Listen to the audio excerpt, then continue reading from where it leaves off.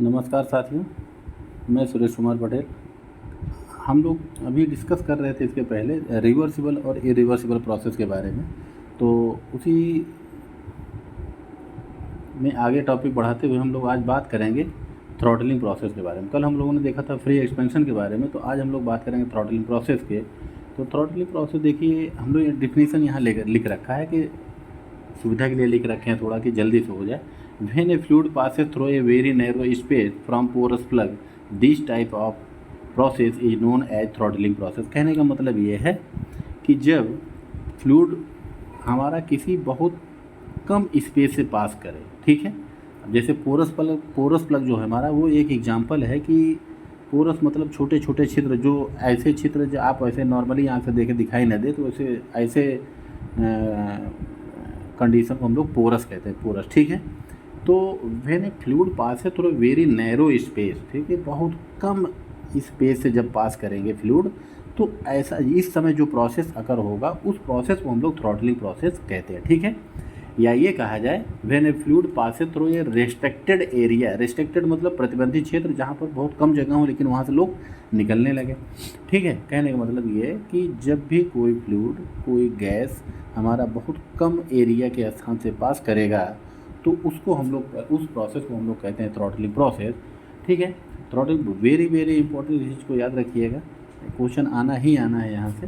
तो हम लोग इसको अब एग्जाम्पल एक डायग्राम बना करके समझते हैं कि इसको हम लोग कैसे अप्लाई करते हैं इसको, ठीक है।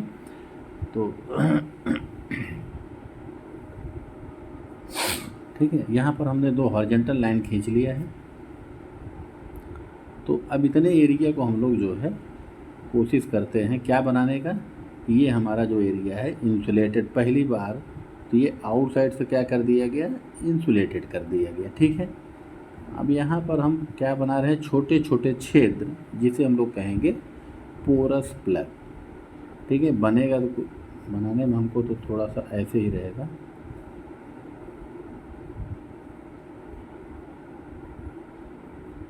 ठीक। ये हमने लगभग बना दिया कि बहुत छोटे छोटे छिद्र हैं, ठीक है। तो एक पोजीशन ये, दूसरी पोजीशन ये, इसको हमने कहा 1 और इसको कहा 2, ठीक है। तो यहाँ से फ्लूइड पार्टिकल एंटर करेगा और इस पोरस प्लग से पास होते हुए इधर से निकल जाएगा, ठीक है। तो एंट्री पर जो फ्लूइड है उसका pressure P1, density ρ1, volume V1, temperature T1, enthalpy H1, इतनी चीज़ दे रखी है। इसी प्रकार जो फ्लूइड होगा उसका pressure P2, density ρ2, volume V2, temperature T2 और एंथैल्पी H2। ये इनलेट और आउटलेट पर एंथैल्पी के बारे में हमने लिख रखा है। अब यहाँ पर देखिए आप, जितना फ्लूइड एंटर करेगा पूरा का पूरा फ्लूइड यहाँ से एग्जिट हो जाएगा, पूरा का पूरा फ्लूइड निकल जा रहा होगा। मतलब कहने का ये है कि it is an open system, ठीक है। तो जब हम ओपन सिस्टम की स्टडी करेंगे, अप्लाई स्टडी फ्लो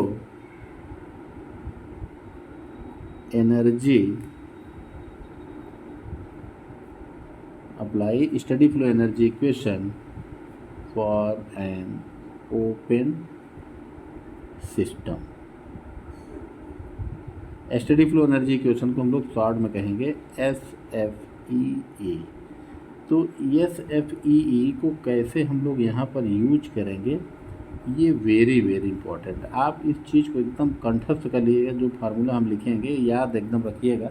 बहुत सारे ऑब्जेक्टिव सवाल हम लोग यहाँ से डायरेक्ट कर लेंगे, ठीक है। तो स्टडी फ्लो एनर्जी क्वेश्चन में देखिए क्या हम लोग लिखते हैं। इनलेट पर, जब इनलेट की बात करेंगे तो यहाँ पर होगा enthalpy H1 plus kinetic energy C1² 2 plus potential energy GZ1 plus कुछ हीट सप्लाई हो रहा होगा Q इक्वल टू आउटलेट पर एंथैल्पी प्लस आउटलेट पर वेलोसिटी मतलब kinetic energy plus GZ2 plus, अब हो सकता है कि कुछ ऐसे एलिमेंट होंगे जिसमें आउटलेट पर वर्क डन हो रहा होगा, मतलब कुछ वर्क डन मिल रहा होगा, तो ये हमारा एक जनरल इक्वेशन है किसका, स्टेडी फ्लो एनर्जी इक्वेशन का, वेरी वेरी इंपॉर्टेंट। तो अब हम यहाँ पर देखिए ये कैसा है, एक हमने हॉरिजॉन्टल ऐसे रख रखा है, हॉरिजॉन्टल आप रख रखे हैं तो पोटेंशियल एनर्जी क्या होगी, दोनों तरफ बराबर होगी, GZ1 बराबर GZ2। काइनेटिक एनर्जी क्या होगी, ऐसा तो है नहीं कि एरिया डिक्रीज कर रहा है, कांस्टेंट एरिया है, दोनों इनलेट और आउटलेट पर एरिया क्या है, सेम है, या ऐसा लिखते हैं ए इनलेट बराबर ए आउटलेट, मतलब एरिया एट इनलेट बराबर एरिया एट आउटलेट, इसलिए काइनेटिक एनर्जी क्या होगी, C1²/2 बराबर C2²/2।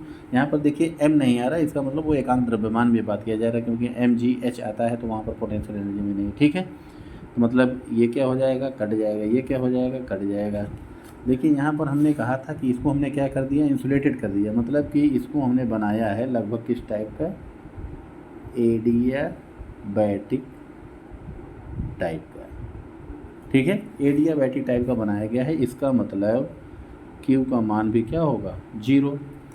और एक कंडीशन क्या है, क्या इसमें कोई मूविंग एलिमेंट है, नो मूविंग एलिमेंट, मतलब कहने का ये है कि जब ये फ्लूइड एंटर कर रहा है क्या इसकी वजह से कोई ऐसा इसमें डिवाइस लगा है क्या कि मूव करने लगे जिसकी वजह से हमको कुछ आउटपुट मिल रहा हो, नहीं, नो मूविंग एलिमेंट। तो वर्क डन क्या होगा, वर्क डन W बराबर 0, तो ये हो जाएगा 0 और ये Q हो जाएगा 0।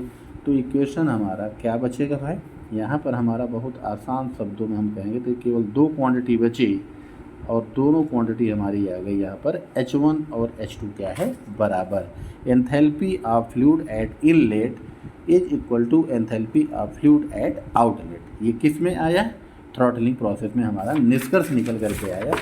तो फिर हम लोग आगे देखते हैं, ठीक है। तो बहुत ही इम्पोर्टेंट है ये, आप इसको ध्यान से देखते रहिएगा, ठीक है। अब इसमें हम लोग देखिए कंक्लूज़न निकालते हैं। कंक्लूज़न हमारा क्या है कि जैसे इसमें जब ये प्रोसेस कंप्लीट हो रहा है तो क्या क्या चीज़ें घटित हो रही हैं, क्या हमारा क्वेश्चन किस टाइप का आएगा, तो यहाँ पर हम लिख लेते हैं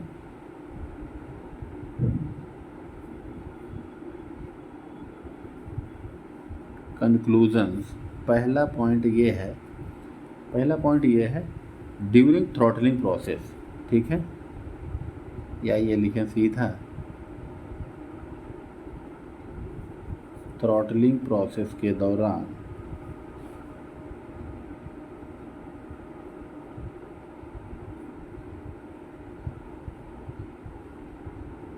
मॉलिक्यूल्स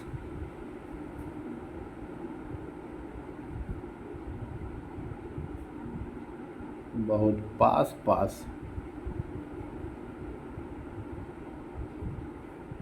गुजरते हैं। Due to this friction between molecule are increases, friction क्या हो जाएगा, बढ़ जाएगा। अगर फ्रिक्शन बढ़ गया तो हम लोग जानते हैं friction is the biggest reason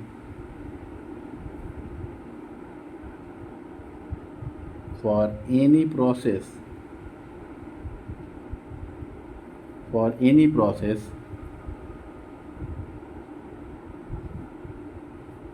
becomes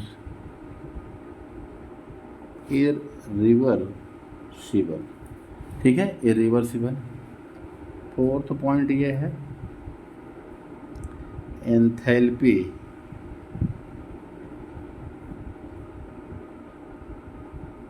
remains constant at inlet and outlet, मतलब कहने का ये है कि H1 और H2 बराबर,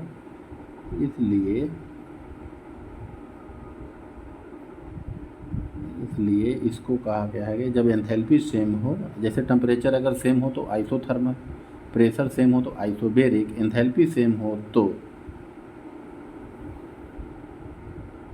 आइजेंथैल्पिक process, isenthalpic process very very important, याद रखिएगा, क्वेश्चन इस पे आ चुके हैं। ठीक है,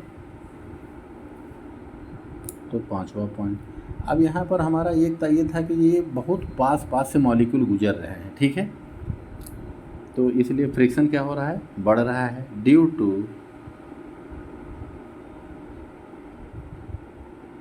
friction between molecules, entropy increases. क्यों बढ़ जाएगी, क्यों, क्योंकि अगर फ्रिक्शन होगा तो हीट जनरेट होगा, हीट जनरेट होगा तो मॉलिक्यूल जो होंगे उसमें डिस्टर्बेंस क्रिएट होगा, अगर डिस्टर्बेंस क्रिएट हो गया तो एंट्रोपी बढ़ जाएगी। ठीक है, अब देखिए सबसे इम्पोर्टेंट पॉइंट ये देखिए, हम जो कुछ स्टार लगा दे रहे हैं अभी पॉइंट पे लिख देते हैं, due to friction between molecules entropy increase हो जाएगा। एंट्रोपी इंक्रीज कर रही होगी तो इसका मतलब कि dryness fraction,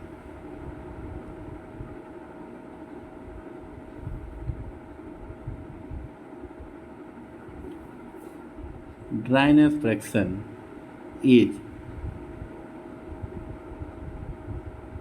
increases. Very very important, इन सब पॉइंटों को आप याद रखना ही रखना है, एंथैल्पी है। ठीक है, ये 3-4 पॉइंट बहुत ही इंपॉर्टेंट है। तो ये कंक्लूजन रहा। कुल मिलाकर के हम लोगों ने क्या पढ़ा था थ्रॉटलिंग प्रोसेस में। थ्रॉटलिंग प्रोसेस हमारा क्या है कि जिसमें कोई fluid very small area, very narrow area, बहुत कम स्थान से जब फ्लूइड पास करेगा तो उस समय जो प्रोसेस हो रहा होगा उस प्रोसेस को हम लोग थ्रॉटलिंग प्रोसेस कहते हैं। ठीक है, और इसमें क्या है, हमने कहा कि इनलेट पर हमने कुछ पॉइंट लिए और आउटलेट पर जब हमने फ्लूइड को पास कराया तो उसके बीच में हमने रिलेशन देखा, और जो जितने भी ओपन सिस्टम हैं उनकी स्टडी करने के लिए हम लोग स्टडी फ्लो एनर्जी इक्वेशन लगाया जाता है। स्टडी फ्लो एनर्जी इक्वेशन हम लोगों ने देखा था। ठीक है, वहाँ पर न तो कोई मूविंग एलिमेंट है इसलिए वर्क डन जीरो होगा, वो प्रोसेस को एडियाबैटिक टाइप किया गया इसलिए क्यू का मान जीरो होगा। काइनेटिक एनर्जी इनलेट और आउटलेट पर सेम, पोटेंशियल एनर्जी इनलेट और आउटलेट पर सेम, इसलिए केवल और केवल H1 और H2 बराबर हो जाएंगे। ठीक है, तो ये रहा हमारा एंथैल्पी से थ्रॉटलिंग प्रोसेस से रिलेटेड जो भी क्वेश्चन आ सकते हैं। ठीक है, तो इस क्लास को हम लोग यहीं पर बंद करते हैं। नेक्स्ट हम लोग स्टार्ट करेंगे जैसे क्लॉकवाइज डायरेक्शन में कितना वर्क होगा, एंटी क्लॉकवाइज वर्क कितना होगा, प्लस होगा या माइनस होगा, तो वेरी वेरी इंपॉर्टेंट, बहुत ही इंपॉर्टेंट क्लास होने वाली है हम लोग की आगे। तो हम लोग एकदम अच्छे से पढ़ेंगे, देखते हैं। ठीक है, ओके, थैंक यू।